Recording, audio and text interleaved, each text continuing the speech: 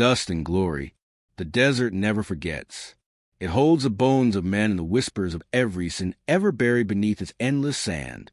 On quiet nights, when the wind rolls low across the dunes, you can hear it murmur, the laughter of outlaws, the prayers of dying sheriffs, the soft weeping of women left behind. The West was not built of wood and nails.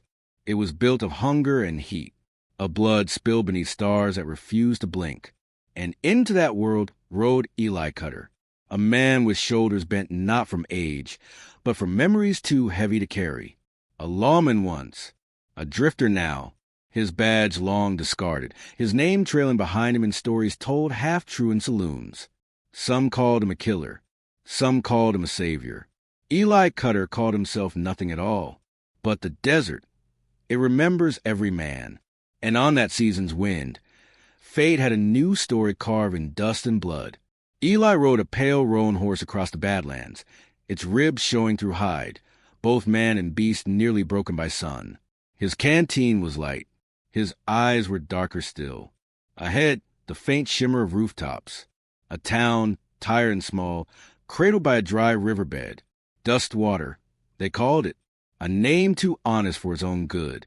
Children paused their play to watch him ride through. Dogs barked, chains rattled, curtains twitched. Strangers in the West were rarely blessings. Eli tied his horse at the trough outside a leaning saloon. No water in it, just dust and a dead moth. He lifted his hat, wiped the sweat line from his brow, and stepped inside. The piano had no player. The air smelled of whiskey, turned sour. Behind the bar, a man polished a glass that would never shine. His eyes rose to Eli, narrowed. "You're either lost," the barkeep muttered, "or you're trouble." Eli's voice was low, sandpaper drawn across stone. "I'm thirsty." The barkeep poured brown water that might once have been clear. Eli drank slow. He listened, and in the silence he heard what mattered.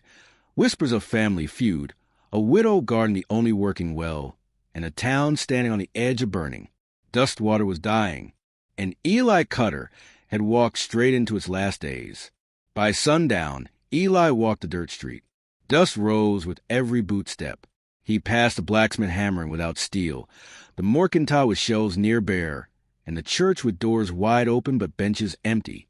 On the corner, a boy no older than 12 stopped him, freckles across his nose, hands clutching a slingshot like it was a rifle. "You're him," the boy whispered. Eli tilted his hat. "Don't know what you mean." But the boy persisted.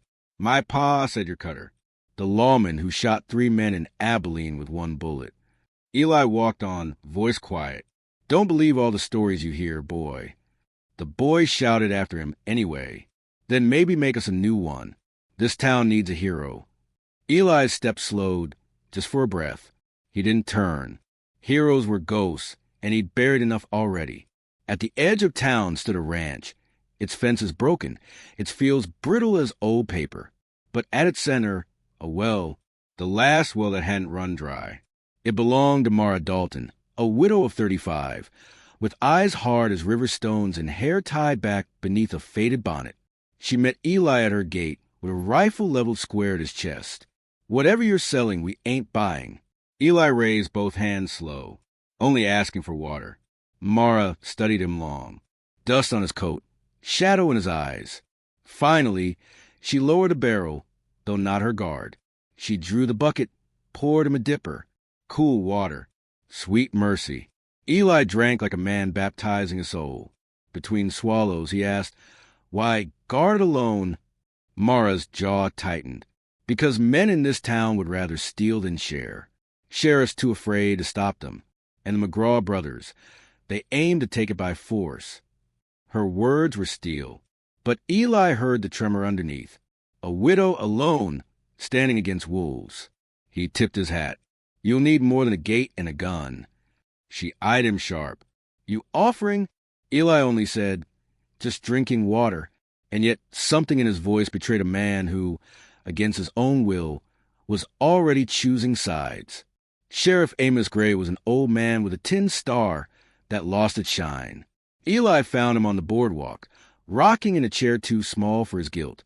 "You wore a badge once," Amos said. eyes cloudy. I can see it in the way you stand. Long time ago, Eli muttered. Amos sighed. This town, it's sick. The Dalton well's the last lifeline. The McGraw brothers are fixin' to spill blood over it. And me? I'm just praying I die before it comes to that. Eli leaned on the rail. Then why we're the star? The old sheriff stared at his boots. Habit. Eli Cutter said nothing. But in his silence, the wind whispered.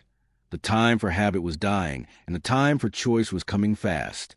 They rode in 3 days later. 4 of them, the McGraw brothers and their riders. Dust clouds announcing them before their guns did. Their leader, Pike McGraw, had eyes pale as frostbite and a smile that never reached them. He dismounted in the middle of Dustwater, spurs jangling like iron promises. We're taking the well, Pike declared, and anyone who don't like it can water the dirt with their blood. The townsfolk shrank back.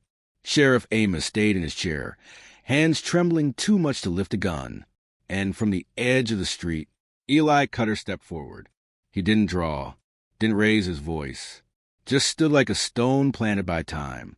You'll ride out, Eli said softly, or you'll stay forever.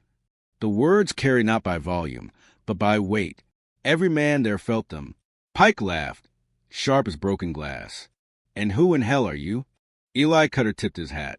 Just a man who's tired of bearing the West. That night, the desert held its breath. The moon rose silver. The street lay empty except for shadows and fear. Eli stood at the well, Mara behind him, the boy with the slingshot watching from the church steps. Sheriff Amos sat in darkness, praying. Hoofbeats came. The McGraws again. Guns glinting in moonlight. No words wasted. Not this time. Steel sang from holsters. Thunder cracked in the silence. Gunfire tore the night wide open. Dust swirled. Sparks spat. Men fell. Eli moved like a man not fighting for glory, but for something quieter. For water. For a boy's faith. For a widow's right to live without fear. When the smoke cleared, Pike McGraw lay face down in the dirt. The others scattered. The well still stood. The town still breathed. But Eli Cutter's hand shook, blood soaking his sleeve. He had won and lost a piece of himself in the winning. Dawn broke soft and red. The town gathered at the well, looking at Eli as though he dragged sunlight itself down from the sky. Mara stepped forward. You could stay. Dustwater could use a man like you. Eli looked at her, then at the boy, then at the sheriff. His heart ached like a scar reopened, but men like him didn't settle. They only passed through, leaving stories behind. He mounted his pale roan, hat pulled low. I'm no hero, he muttered. The boys shouted after him, just as before. Then maybe make us a new story. Eli rode on. The desert wind took the words, carrying them into forever. Dustwater lived. The well flowed. The McGraws were no more. But Eli Cutter became a whisper on the wind again.